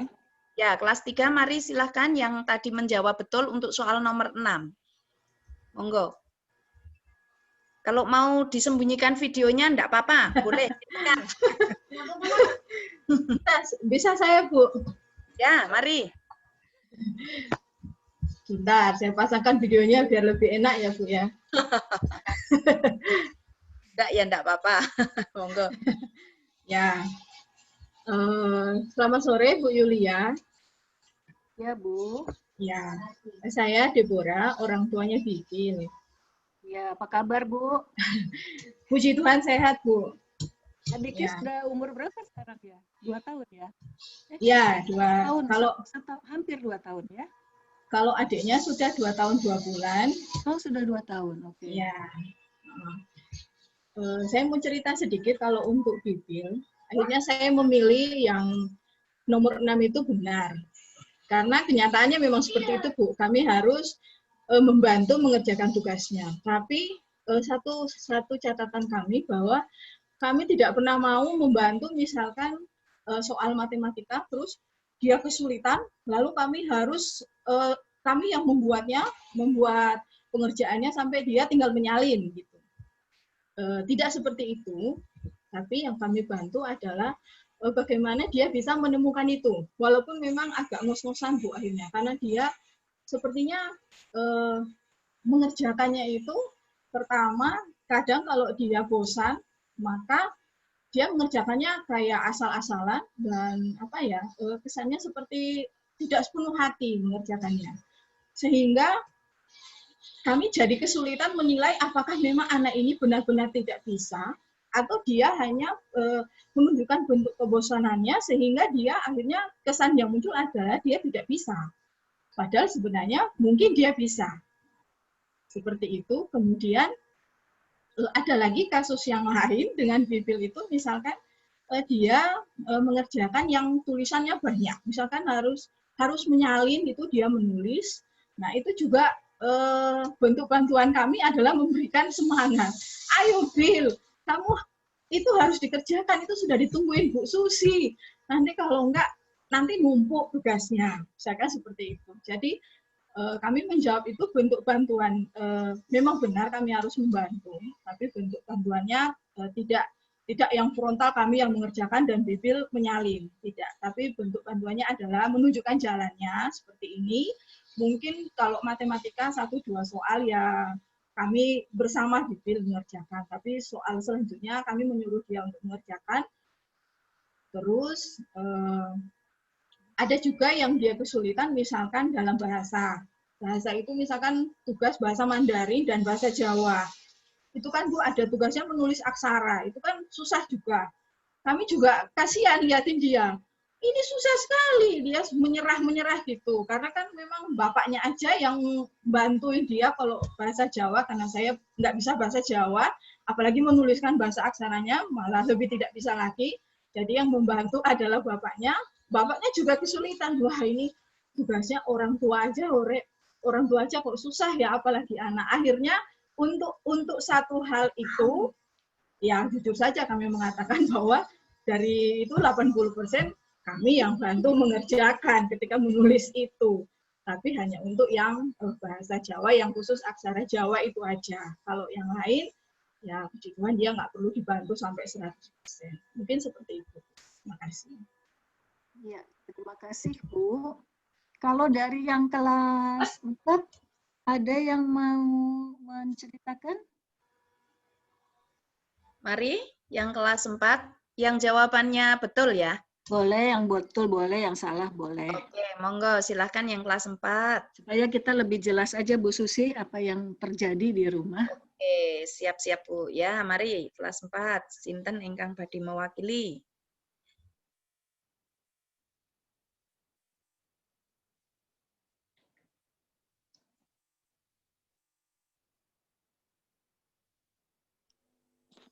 Halo? Halo, Bu J. Susi. Monggo. Iya, Ya. ya mungkin. Ya, saya akan mewakili mungkin kelas 4, tapi jawaban saya tidak kayaknya. Bisa didengar, Bu Yulia, Bu Susi, dan Terdengar, ibu-ibu tapi semua? memang gelap ini ya. Ini gelap ya? Apa? Kamera saya. Oh, Ya, Bisa, oke. Bu. sudah. Tapi Bisa suaranya didengar. jelas kok, nggak apa-apa, Oh silakan. ya, baik. Saya mama dari Kevin. Ya, saya memang menjawab tidak di bagian nomor 6. Walaupun memang ada sekian persen saya membantu, tetapi ada beberapa cara yang saya lakukan, dan yang paling sering saya lakukan di dalam membantu itu dengan Mbah Google. Ya, jadi kalau kalau ada kesulitan-kesulitan yang saya secara pribadi memang tidak tahu, karena materi kelas 4 ternyata juga sekarang sudah berbeda dibanding dengan materi saya dulu kelas 4 sudah sekian tahun. Jadi kalau saya lebih sering menggunakan Mbah Google kalau di buku, dan mungkin juga saya memang mengulang kembali. Yang sering saya lakukan untuk menolong Kevin itu adalah setiap pulang kerja saya checking di GC ya. Kalau SD Krista Gracia itu pakai GC, jadi saya checking hari ini jadwalnya apa, kemudian sejauh mana tugas yang ini, kemudian saya lihat di situ. Kalau dia sudah memberikan laporan di situ bahwa itu sudah tidak dibatalkan lagi, berarti kan dia sudah mengirim tugasnya seperti itu, sehingga berarti sudah aman. Saya seperti itu, dan memang saya tidak bisa sepenuhnya artinya mendampingi dia karena jam kerja mungkin hampir sama dengan guru-guru di Krista Gracia, bahkan mungkin lebih luar biasa ya, karena jam segini masih ada di sekolah, saya sudah ada di rumah. Seperti itu, dan luar biasa guru-guru Krista Gracia. Jadi karena frekuensi saya yang sedikit bisa mendampingi anak saya, maka yang saya lakukan seperti itu, Bu Yulia. Jadi saya hanya mengecek tugas di itu, kemudian saya komunikasi. Kalau memang di kantor saya masuk di grup, tapi anak saya secara langsung saya masukkan juga di grup kelas, sehingga saya bisa ngecek dia apakah dia sudah mengerjakan, atau kalau ada Zoom apakah dia masuk di dalam join atau enggak, seperti itu. Itu yang saya lakukan. Jadi kenapa saya menjawab tidak dalam pertanyaan nomor 6, karena memang bentuk bantuan. Yang saya mencermati pertanyaan itu, bahwa pertanyaan itu sepertinya bentuk bantuannya adalah ngeplek, artinya mengerjakan kemudian menyalin. Kalau itu pengamatan saya dari pertanyaan itu, sehingga saya katakan bahwa saya menjawab tidak. Seperti, karena memang bentuk bantuan yang saya lakukan adalah saya hanya membuat celah-celah ya mungkin, atau jalan-jalan untuk menolong dia dalam menyelesaikan tugas-tugasnya. Walaupun memang ada kadang-kalanya saya mungkin lebih banyak frekuensinya menolong dia, tetapi artinya bahwa tidak secara full untuk ini. Seperti itu. Itu mungkin yang bisa saya bagikan selama ini, selama lebih kurang 1 tahun ya, karena sejak bulan Maret sampai sekarang, dan mungkin kayaknya wacana ke depannya di semester 2 masih juga belum ada gejala-gejala untuk bisa luring, seperti itu. Baik, mungkin itu yang bisa saya sampaikan berkenaan dengan apa yang bisa kami lihat pengalaman selama ini. Dan terima kasih sekali Bu Yulia, karena itu materi-materi yang disampaikan sungguh menguatkan ya, bagaimana posisi kadangkala kita lebih banyak marahnya dibanding dengan merasa bahwa sebenarnya itu adalah tanggung jawab kita sebagai orang tua, dan saat ini memang sangat dibutuhkan.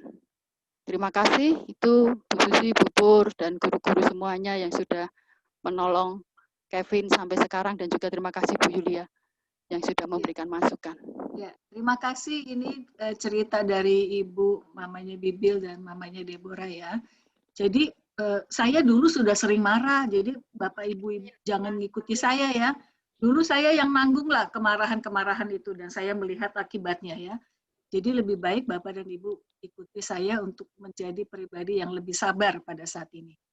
Jadi memang betul apa yang tadi sudah dikemukakan, bahwa kita membantu dalam arti tetap membuat dia bertanggung jawab, bukan mengambil alih apa yang harusnya dia kerjakan ya. Nah, tentang yang bahasa Jawa tadi, Ibu Deborah, mungkin nanti bisa dibicarakan secara lebih khusus. Jadi secara umum strategi yang akan kami terapkan dengan segera adalah kami mengakui bahwa guru-guru ini kan menerapkan satu prinsip bahwa pembelajaran diberikan kepada siswa dan siswa dianggap punya kemampuan yang sama. Padahal belum tentu kan.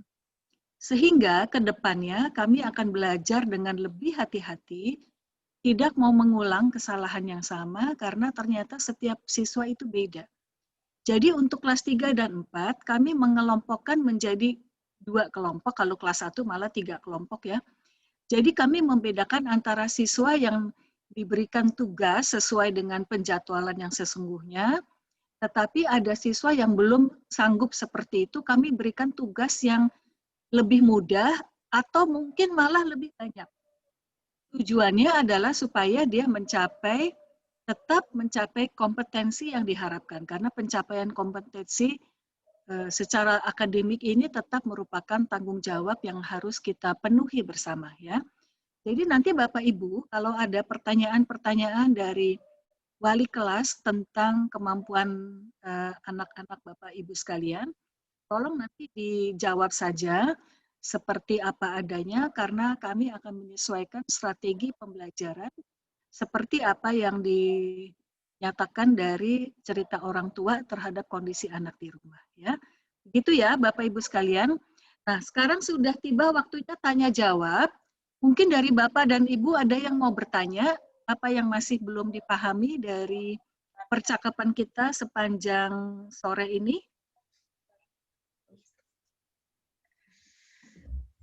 Mari, Papa, Mama, yang mau bertanya atau mau lewat chat, monggo. Oh iya, bisa juga. Ya. Nanti materi akan dibagikan, jangan khawatir ya. Dibagikan gratis. Ya, ini juga ada recordnya kok. Oh iya, ada recordnya juga. Tapi kan beda antara yang direkord dengan materi. Monggo, mari. Yang kelas 4. Monggo, Papa, Mama. Berarti ini yang hadir kelas 4 lebih sedikit ya? Kayaknya iya ini. Ya. Ada nggak 3. apa-apa, mungkin sebagian udah waktu minggu lalu. Ya, betul. Selamat sore Bu Susi, Bu Yulia. Ya. Selamat sore, silakan Bu. Ya. Saya Bu Yulia juga, mamanya Cila. Terdengar suara saya? Kedengaran, ya. Terdengar. Oke, baik. Yang terakhir sih saya setuju banget ya kalau sistem pembelajarannya diupdate lagi karena setiap anak itu berbeda. Seperti anak saya ini sebenarnya kecepatan banget masuk. Cila ini umurnya baru 8 tahun, harusnya kelas 2 SD. Karena tugas kerja saya berpindah-pindah, maka Cila kemarin di Makassar udah langsung kelas 1.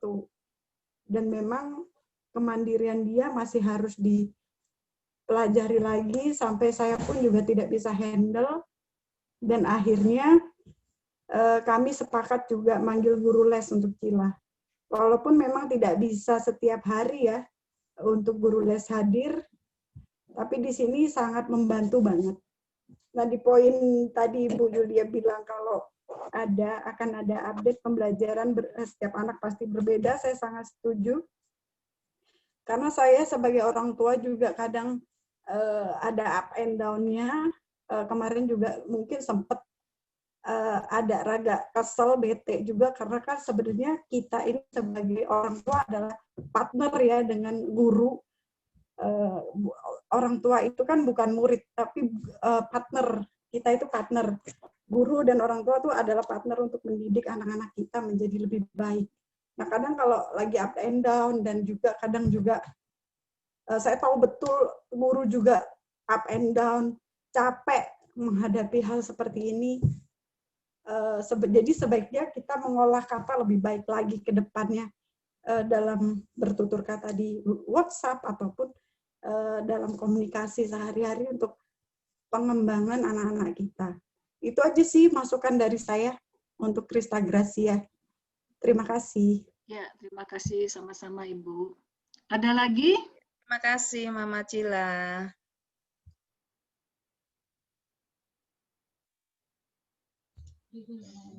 Mari, yang lain. Monggo. Bisa chat juga bisa. Halo, halo. Dari saya deh, Bu Susi, ada tambahan saya tadi lupa sampaikan. Oke, Bu. Bahwa betul sekali anak pria dengan anak wanita itu beda ya. Jadi kalau anak-anak wanita itu memang lebih serius belajarnya. Biasanya kalau di SD, SMP itu yang juara kelas itu yang wanita. Tetapi kalau yang pria bukan berarti dia nggak pintar, cuma perhatiannya bukan ke pelajaran. Perhatiannya adalah kepada dunia luar, permainan misalnya, yang membuat dia lebih mengenali situasi lingkungan. Sehingga kalau dikatakan dia lebih cepat bosan belajar, itu betul sekali. Jangan kita menyalahkan ya. Tetapi ketika mereka sudah menginjak SMA, barulah pemikirannya menjadi lebih terbuka, dan di situ anak yang kelihatannya waktu matematikanya nggak bisa di SD, tiba-tiba menjadi senang dengan perhitungan kimia, rumus-rumus fisika, dan sebagainya ya. Jadi memang itulah perubahan yang terjadi pada anak-anak kita, karena secara gender mereka beda. Pria dengan wanita tidak bisa disamakan begitu saja ya. Jadi kalau sekarang lebih banyak anak-anak pria yang perlu diarahkan, itu memang itu betul, itu mereka butuhkan. Nanti ketika di SMP mulai tumbuh kemandirian, di SMA lah dia nggak perlu lagi diingatkan karena dia sudah lebih terfokus perhatiannya untuk pelajaran ya. Oke. Gimana, ini ada pertanyaan Bapak Ibu? Bisa lewat chat. Ada enggak ya? Masih adakah yang mau bertanya? Kita bilang ini percakapannya sampai jam 18.30 ya Bu ya? Ya. Ya. Ya. Mungkin Bu Yulia mungkin salah satu ini bertanya ya, kalau saya mau bertanya. Ya, silakan. Apakah ada, saya pikir Bu Yulia sudah lebih pengalaman dari ini karena sudah sekian dan psikolog juga, cara yang mungkin efektif karena anak saya laki dan kalau saya mendengar cerita dari guru itu, dari Bu Pur, Bu Susi itu, bahwa Kevin itu anaknya hebat di sekolah, perubahannya itu bagus gitu. Tetapi kalau di rumah itu saya agak kesulitan karena lebih banyak argumen kalau disuruh melakukan sesuatu itu. Tapi saya melihat bahwa di sekolah memang kalau pas saya bisa menjemput di hari Sabtu itu, saya melihat memang rasa tanggung jawabnya, saya lihat ya oke lah, misalnya bisa saya akui seperti itu. Tapi kalau di rumah itu kok ternyata ada perbedaan. Nah, mungkin ada saran dari Bu Yulia bagaimana caranya supaya keadaan di sekolah itu juga bisa terjadi di rumah juga seperti itu. Baik, mungkin itu Bu Yulia. Terima kasih. Maksudnya di sekolah dia kelihatan bertanggung jawab gitu ya Bu? Tapi ya, di itu Bu rumah, Susi yang tahu itu.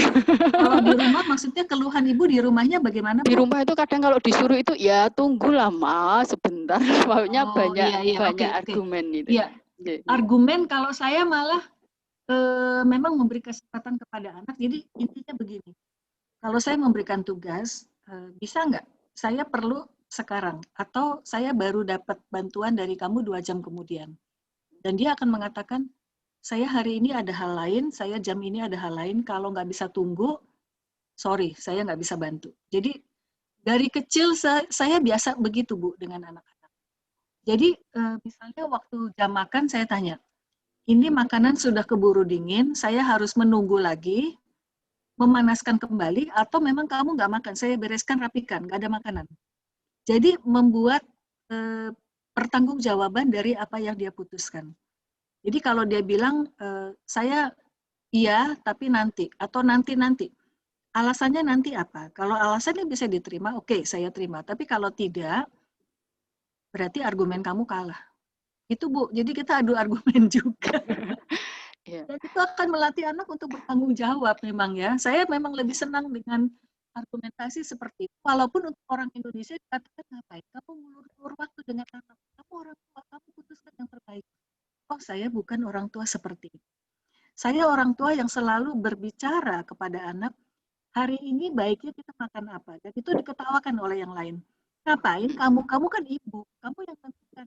Enggak, saya bukan orang yang menentukan. Saya selalu membicarakan bagaimana dengan kesepakatan kita bersama.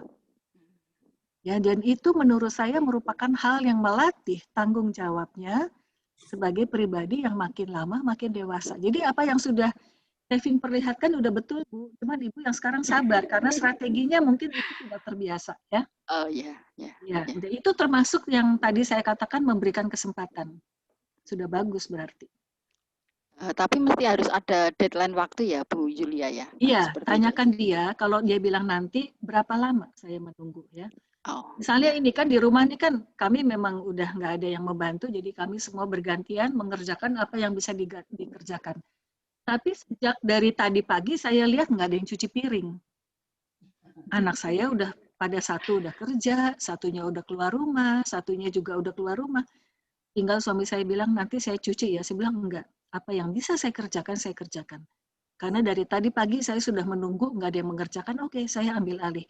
Dan tidak perlu ngomel. Kalau saya mengambil alih, enggak perlu ngomel. Saya enggak perlu membanting-banting piring, ngapain sih ini kok enggak ada yang tanggung jawab, lalu saya marah-marah. Enggak ada gunanya seperti itu. Ya. Dan saya juga sudah janji setrika pakaian dari 2 minggu lalu sampai sekarang belum sempat. Karena memang ada hal-hal lain yang saya kerjakan dengan mendadak. Jadi saya hanya pesan kepada anak-anak saya sudah pada besar, kalau mau cuci baju, ingat, cucilah baju yang tidak perlu disetrika. Kalau memang perlu disetrika, setrikalah sendiri. Saya tidak sanggup mensetrika. Itu strateginya, Bu. Ya. Jadi semuanya tahu keputusan apa yang kita sepakati bersama.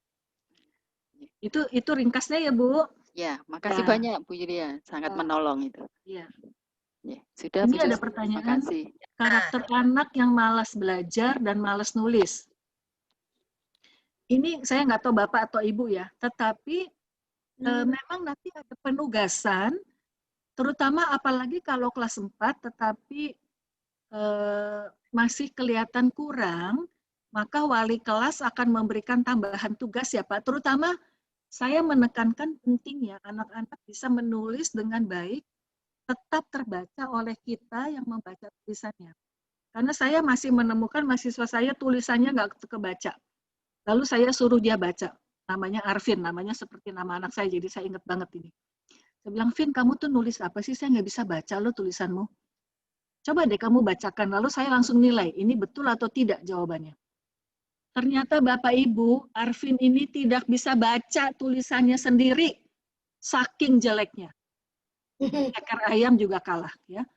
Jadi saya bilang, aduh inilah anak-anak zaman sekarang terlalu banyak mencet gadget sehingga tidak bisa menulis. Padahal menulis itu tetap harus dimiliki oleh anak-anak zaman sekarang dan sampai yang akan datang pun begitu ya. Jadi nanti Bapak Ibu jangan heran kalau nanti setelah selesai pertemuan ini, anak Bapak dan Ibu mendapatkan tugas untuk tambahan menulis. Karena kami mau menjamin dia masih tetap mampu menulis dengan cukup terbaca. Jangan pura-pura, anak saya kan pinter tuh, calon dokter, tulisannya nggak kebaca. Bapak Ibu, kalau tulisan dokter nggak kebaca, apoteker juga bingung, salah obat. Ya. Jadi jangan seperti itu. Ya. Saya ketemu dokter yang rapi, tulisannya pun ada. Dan tulisan yang nggak rapi pun akhirnya apoteknya telepon balik ke dokter, ini nggak salah ya dok. Oh saya bacanya begini. Dokternya bilang, oh iya maaf ya tulisan saya jelek. Jadi kalau tulisan jelek jangan dikatakan bakat dokter. Enggak, itu bakat membuat orang bingung, bahkan diri sendiri. Ya. Jadi nanti sepakat ya Bapak Ibu, bahwa anak kita akan mendapatkan tugas dan pembelajaran yang sesuai dengan apa yang dia sudah miliki, supaya semakin lama semakin bertambah keterampilannya. Ya. Kalau males ya, kalau bosan kebanyakan di depan gadget, dia akan capek, akan lelah. Karena itu nanti kalau ada pengaturan waktu istirahat, Bapak Ibu, jangan lupa dia harus istirahat, meninggalkan gadget selama 5-10 menit sebelum dia kembali menatap ke gadget. Karena menatap kelamaan itu akan menurunkan kemampuan konsentrasinya. Ya, dan untuk kemampuan mata juga nggak bagus. Nanti juga akan ada latihan-latihan untuk urat-urat syaraf mata supaya tetap terlatih dengan baik. Ya. Oke, ada lagi Bapak Ibu sekalian? Mari, ada lagi mungkin pertanyaan dari Papa, Mama? Silahkan.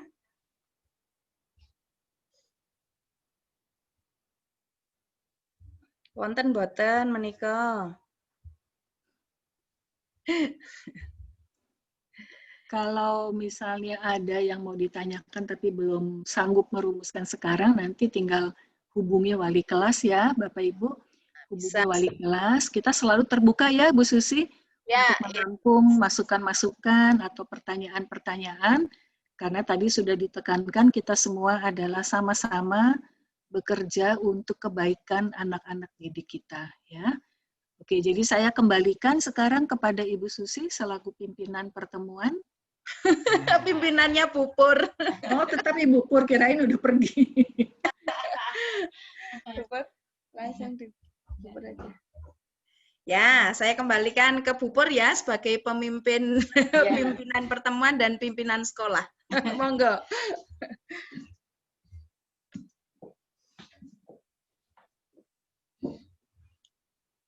Oke, tidak ada ini, sudah puas semuanya.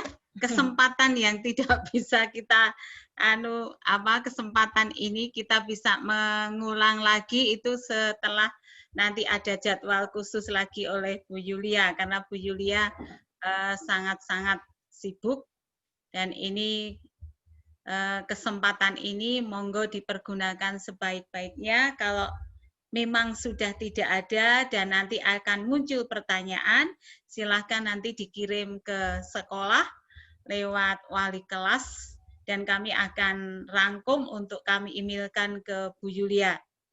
Itu? Tidak ada?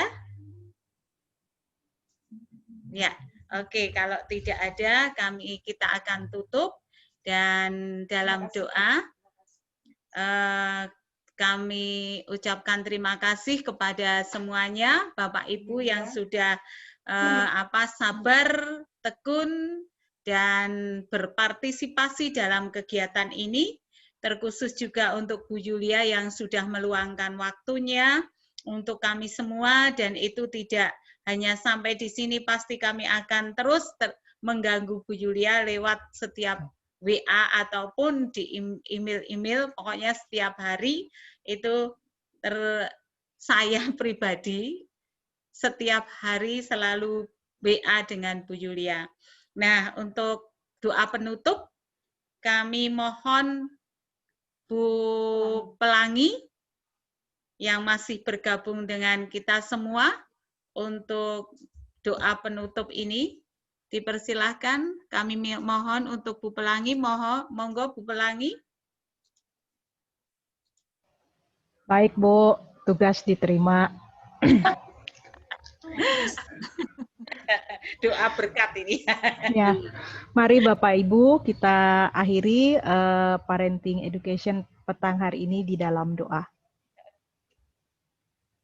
Kami bersyukur kepadamu ya Tuhan, bahwa Engkau mempercayakan kami semua untuk menjadi pendidik bagi anak-anak kami, baik melalui tugas dan tanggung jawab kami sebagai orang tua maupun sebagai guru.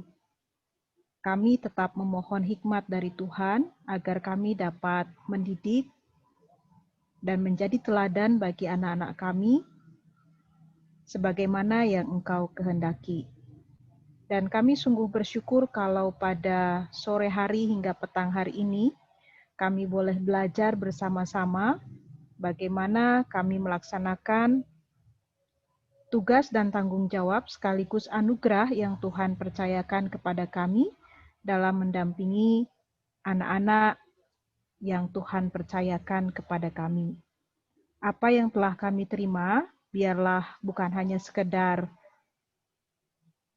sebuah pembelajaran yang lalu begitu saja, tetapi boleh benar-benar kami hayati dan kami praktekkan di dalam keseharian kami mendampingi anak-anak dalam belajar. Mampukan kami untuk menyatakan dan menyampaikan bahasa kasih kepada anak-anak kami, sehingga mereka boleh tumbuh menjadi anak-anak yang percaya diri, menjadi anak-anak yang menghargai, menghormati, menjadi anak-anak yang berkembang sesuai dengan karakter dan juga kelebihan-kelebihan yang Tuhan anugerahkan kepada anak-anak kami. Kami mengucap syukur untuk Sekolah Krista Gracia yang boleh memberi kesempatan kepada kami untuk belajar bersama-sama pada sore hari ini. Kami berdoa untuk Bapak Ibu Guru dan juga pengurus atau komisi. Kiranya Tuhan juga yang boleh terus memperlengkapi mereka di dalam melaksanakan tugas dan tanggung jawab pelayanan yang Tuhan percayakan kepada mereka. Di tengah-tengah situasi di mana Bapak Ibu Guru mengajar secara daring, biarlah Tuhan juga yang memperlengkapi mereka dengan kecakapan-kecakapan, sehingga materi pembelajaran yang harus disampaikan boleh diterima oleh anak-anak dengan baik dan juga benar. Karuniakan mereka kesabaran, sukacita, dan juga kesehatan di dalam menjalani tugas-tugas mereka dari sehari ke sehari. Juga kami bersyukur untuk Bu Julia yang boleh menjadi narasumber pada sore hari ini. Kiranya kasih dan rahmat Tuhan pun boleh ada bersama-sama dengan beliau di dalam segala kesibukan, pekerjaan, dan tanggung jawab yang Tuhan juga percayakan kepada beliau. Terima kasih ya Tuhan. Tak lupa kami berdoa untuk setiap orang tua, kiranya Tuhan juga yang menolong kami untuk dapat mendampingi anak-anak di dalam tumbuh kembang mereka dengan cinta kasih yang daripadamu, dan mampukan kami boleh menjadi teladan tidak hanya dalam perkataan tetapi juga dalam perbuatan. Terima kasih Tuhan, di dalam nama Tuhan kami Yesus Kristus, kami berdoa dan bersyukur kepadamu. Amin. Terima kasih Bu. Sama-sama Bu Julia. Terima kasih Pelangi, terima kasih Bu Julia, terima kasih Bapak Ibu semua. Selamat sore dan Terima kasih Bu Pur. Tuhan berkati juga semuanya. Terima kasih. Ya. Dan maaf jika kami ada kata-kata yang kami mungkin tidak berkenan, dan apa yang kita putuskan kami akan coba olah untuk nanti dalam pendampingan anak ke depan akan lebih baik. Mohon doa dan dukungannya. Terima kasih semuanya. Bu. Sudah difoto, Bu? Sudah. Oh, sudah. Oke, selamat sore Bapak Ibu semua. Selamat sore Sampai Bu jumpa. Julia. Sampai jumpa. Ya. Terima kasih. Terima kasih Bu Yulia. Terima kasih Bu Yulia. Oh, iya. Gak bisa pura-pura lupa Bu Susi. Agak pinter. Gak pinter ya. Bohong ya. Agak jago tuh. Iya nih. Kayaknya lihat yang besar ya Bu Yulia. Iya emang. Tapi di sini sudah hujan terus loh. Sini juga Kak, Hujan terus di sini. Sini juga udah. Hujan. Sudah ya. Iya. Kasihan yang kebanjiran. Kasihan. Iya, iya. Bu Yulia dan Bu Pur, ini mama-mama sama papa-papa tampaknya masih ingin ngobrol-ngobrol ini. Nggak live. Siapa itu? Siapa yang masih mau ngobrol? Masih mau menemani. Ibu Pelangi itu saya terakhir ketemu waktu anak Ibu TK loh. Berapa tahun? Iya betul Bu. Tahun. Terlalu cepat sekali ya. Iya Bu. Kami 3 bulan lagi, berapa lagi kita ketemu. Minum teh bersama. Ya, mari.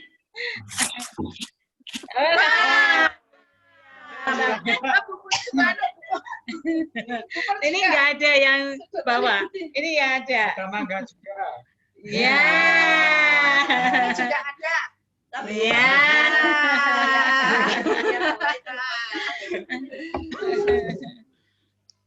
Si Bu Yulia, mangganya, wow, mantap loh. Mangga mana? Mangga sini, mangga Oh, Klaten. mangga di sana. Memang di sana punya mangga. Aku nggak pernah dapat kok. Jakarta nggak manis pasti. Belum berbuah. Tiap kali ke sana belum berbuah. Pas sudah lewat berbuahnya.